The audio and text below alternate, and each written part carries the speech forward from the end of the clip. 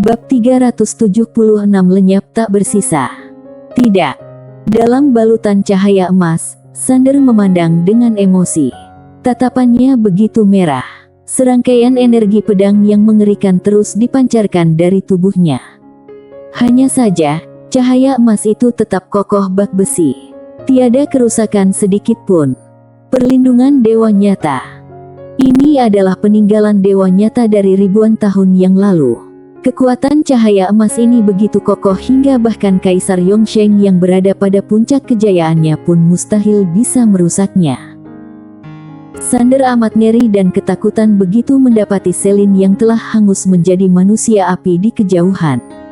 Tampaknya teringat sesuatu, pria itu langsung menghancurkan kedua tangannya sendiri. Darah yang luar biasa banyak menyembur dari telapak tangannya. Setiap tetes darah mengerikan Sander berubah menjadi pedang yang menusuk cahaya emas di depannya. Sayangnya, bahkan dengan garis keturunan iblis gilanya, dia masih belum bisa merusak cahaya tersebut. Garis keturunan iblis gila pun bukan saingannya. Adegan ini kembali membuat Sander kaget dan ngeri. Dia bagaikan orang gila yang terus menyerang cahaya tersebut. Hanya saja, cahaya emas itu tetap kokoh dan utuh. Ketika Sander hampir jatuh ke dalam situasi kegilaan total, sebuah bayangan cacat tiba-tiba muncul di dalam cahaya emas tersebut. Sander segera berbalik, tetapi dia hanya melihat bayangan virtual kabur yang agak familiar. Sander hendak melontarkan sesuatu, sayangnya tiba-tiba orang itu membuka subscribe. Telapak tangan, cahaya emas beserta dirinya langsung menghilang bersamaan. Berhubung Sander diselamatkan, ekspresi pemegang pedang di kejauhan tiba-tiba tersenyum. Dia menatap Kaisar Yongsheng di kejauhan. Sorot matanya tiada hasrat lagi. Dia mengentakkan kaki kanannya, lalu sekujur tubuhnya langsung berubah menjadi cahaya pedang dan menghilang dari sana. Entah berapa lama berlalu, Sander tiba-tiba membuka mata. Dia melihat sekeliling. Kini, dia berada di dalam sebuah rumah batu. Lantaran teringat sesuatu, Sander segera melompat dari ranjang. Dia keluar dari rumah batu bak kehilangan akal. Begitu melihat pemandangan di luar, dia pun terdiam. Desa Cadas. Ini adalah Desa Cadas, tempat dia pernah datang bersama Rosa untuk mencari Bella. Bagaimana bisa dia berada di desa ini? Sudah bangun. Di momen ini, suara seseorang tiba-tiba terdengar dari samping. Sander berbalik melihat, tak jauh darinya, berdiri seorang wanita. Wanita itu mengenakan gaun panjang berwarna kuning muda. Parasnya sangat cantik dan hampir sempurna. Dia termasuk wanita cantik langka di dunia ini. Kini, wanita itu menatapnya dengan dingin. Rosa. Sander langsung berlari ke arah Rosa, lalu berseru, "Selin!" Rosa mengibaskan lengannya. Bam! Dalam sekejap, Sander langsung terpental oleh kekuatan yang mengerikan. Akhirnya dia jatuh di atas rumah batu yang jauh. Rumah itu langsung runtuh. Pecahan batu beterbangan di mana-mana. Sander baru saja ingin bangkit, tetapi di momen ini, tekanan yang mengerikan melanda dan langsung menekannya. Kekuatan tekanan yang kuat membuatnya tidak bisa bergerak. Rosa berjalan perlahan ke depan pria itu. Dia menatapnya dengan tajam. Marah. Apa gunanya marah? Sander menggenggam tangannya erat-erat. Dalam dirinya, niat pedang terus memancar. Sayangnya, dia masih tidak bisa menaklukkan tekanan yang dilepaskan oleh Rosa. Wanita itu menatap Sander dari atas. Tatapannya sangat dingin tanpa sedikit pun emosi. "Panggil orang dong. Ayah, bibi, dan pamanmu begitu hebat. Cepat panggil seseorang." "Ah!" Sander tiba-tiba berteriak. Niat pedang yang tak terbatas membanjiri dirinya. Akan tetapi, tekanan dari Rosa masih menindihnya. Semua niat pedangnya ditekan. Setelah waktu yang lama berlalu, Sander akhirnya lelah. Dia terkulai di tanah dan berucap pelan, "Bagaimana dengan Selin?" Rosa menjawab dengan tenang, "Sudah mati."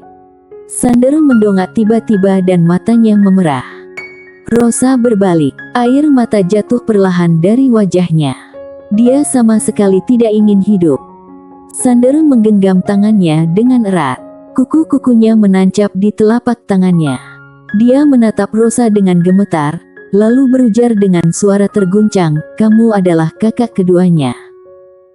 Rosa tiba-tiba berbalik dan berseru, "Aku memang kakak keduanya, tapi memangnya kenapa? Dia memilih mati untukmu. Apa yang bisa aku lakukan? Apa yang bisa aku lakukan?" Sander menatap tajam ke arah Rosa. Melihat air mata yang terus jatuh dari matanya, dia akhirnya panik. Dia menelan ludah, lalu bertanya dengan suara serak, "Selin, dia?"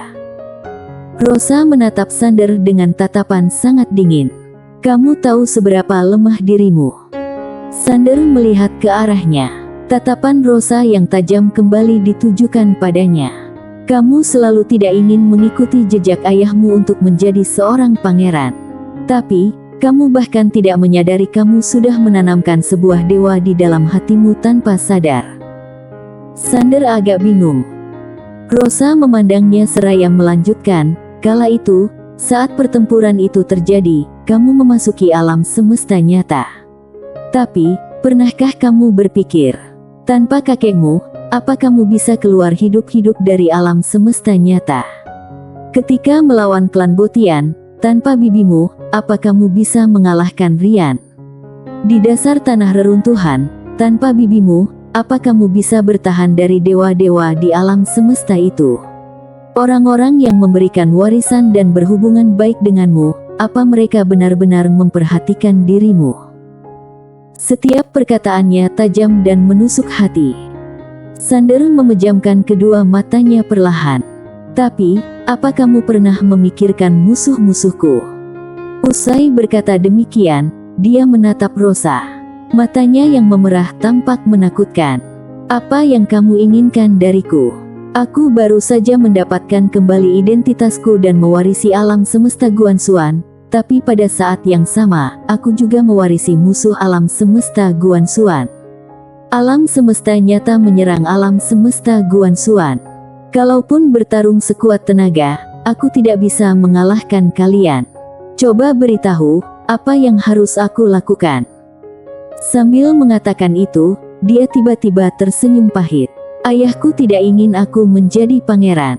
Para pendahulu itu juga tidak ingin aku menjadi pangeran, bahkan kamu pun tidak ingin aku menjadi pangeran, tapi di hadapan alam semesta nyata, klan Botian, era peradaban abadi, apa yang bisa aku lakukan? Apa aku belum cukup berjuang keras?" Hah? Rosa melihat Sander di depannya. Tangan kanannya yang terlipat secara tidak sadar terkepal dengan erat.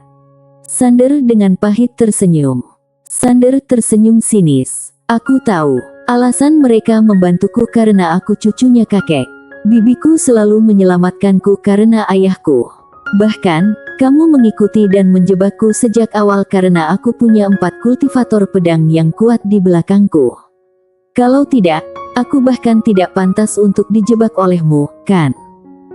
Rosa menatap Sander dan diam tanpa berkata-kata. Sander perlahan-lahan memejamkan mata.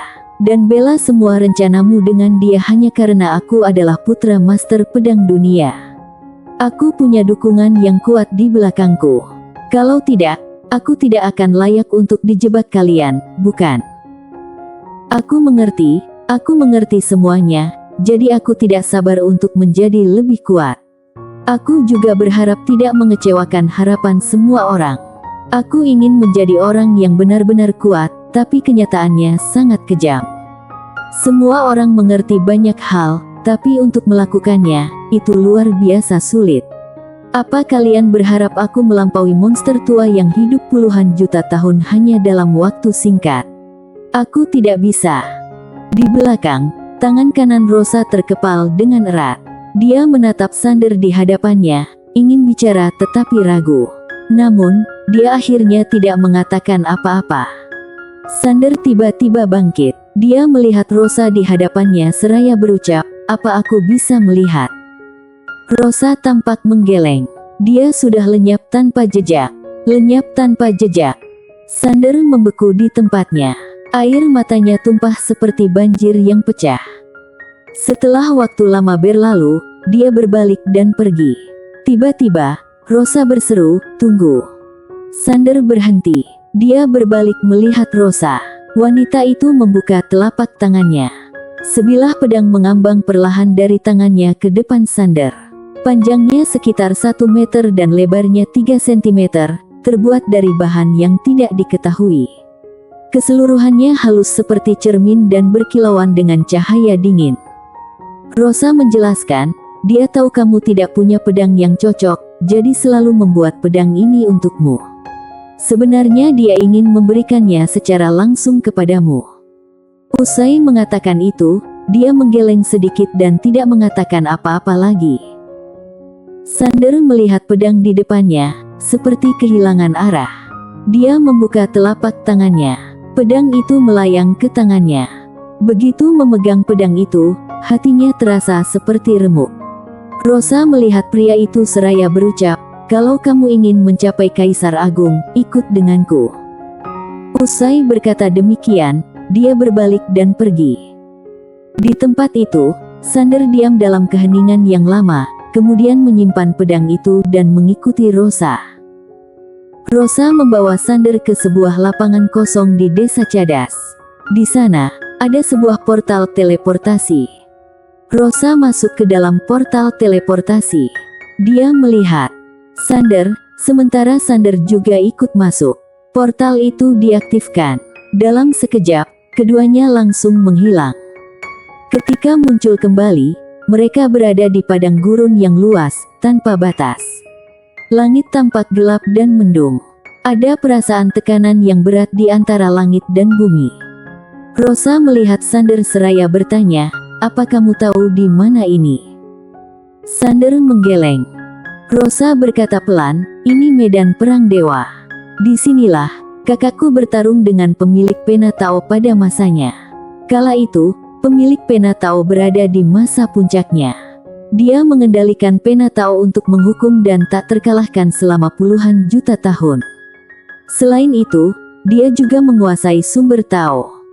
Usai berkata demikian, dia berbalik dan melihat Sander. Setelah pertempuran itu, pemilik Pena Tao kalah dan diusir oleh semua orang. Tapi, di sini ada beberapa sumber Tao sisa. Kalau bisa mendapatkan salah satunya, kamu bisa menggunakan itu untuk membentuk tubuh dewa. Kemudian, dengan tubuh itu sebagai dasar, kamu bisa menyerap sedikit energi dewa nyata yang kakakku tinggalkan di sini. Sander melihat Rosa seraya bertanya, "Bagaimana cara mendapatkan sumber Tao itu?" Rosa tersenyum. "Kamu tidak bertanya alasanku membawa kamu ke sini dan membantumu meningkatkan diri." Sander memandang ke langit jauh, lalu berkata pelan, "Kamu merasa aku terlalu lemah sehingga tidak bisa menyelesaikan rencanamu, jadi ingin membantuku meningkatkan kekuatan dengan cepat. Dengan begitu, aku bisa tumbuh dengan cepat dan akhirnya menghadapi bencana alam semesta." "Benar." Rosa memandang Sander. Setelah sejenak, dia tersenyum. "Betul." Sander pun mengangguk sedikit. "Aku tahu, Nona Rosa menyelamatkanku karena aku masih memiliki nilai guna. Aku sangat paham." Rosa berbalik. Dia melihat ke kejauhan, lalu berujar, "Terus maju." Sander pun berjalan ke depan. Setelah Sander pergi agak jauh, seorang wanita muncul di samping Rosa. Itu adalah Selina. Selina melihat Sander di kejauhan. Dia berkata pelan, "Dia akan membencimu karena kata-katamu sebelumnya." Rosa sedikit menggeleng. Dia memilih jalan yang tak terkalahkan, tapi jalan itu tidak begitu mudah. Identitasnya akan menjadi hambatan terbesarnya sekarang. Kalau kita tidak sedikit kejam padanya sekarang dan membuatnya hancur untuk bangkit kembali, dia akan hancur akhirnya. Seperti tadi, dia ingin bergantung pada dirinya sendiri, tapi tidak berdaya. Ketika berbicara, dia melihat ke belakang Sander yang menjauh. Rosa berucap dengan pelan, "Dia sangat berbakat dan berjuang keras, tapi itu belum cukup. Kita harus mendorongnya dan membuatnya hancur untuk bangkit kembali. Di belakangnya tidak tega, jadi hanya bisa Orang-orang. Selina menahan tangan Rosa dan menggelengkan kepala. Dia akan membencimu. Rosa tersenyum sedikit. Dia melihat ke belakang Sander. Kadang-kadang, aku iri pada Selin. Dia bisa melakukan apapun yang dia inginkan tanpa banyak berpikir. Selina pun menghela napas pelan. Selin. Selina tiba-tiba tersenyum. Apakah sudah siap? Rosa mengangguk seraya melanjutkan, kala itu, kakak meninggalkan sumber Tao untukmu menerobos tingkatan. Semua sudah dimasukkan ke dalam boneka Dewa Tao ini. Asalkan dia mengalahkan boneka Dewa Tao itu, dia bisa mendapatkan sumber Tao tersebut. Ketika mengatakan itu, dia melihat Rosa seraya bertanya, kenapa tidak memberinya langsung? Rosa menjawab pelan, yang diperoleh dengan susah payah sendiri berbeda dengan yang diberikan oleh orang lain. Sambil berkata demikian, dia sepertinya teringat sesuatu. Rosa pun melihat sekilas. Kalau menghitung waktu, para ahli dari era peradaban abadi seharusnya sudah hampir sampai di Bima Sakti. Bersambung.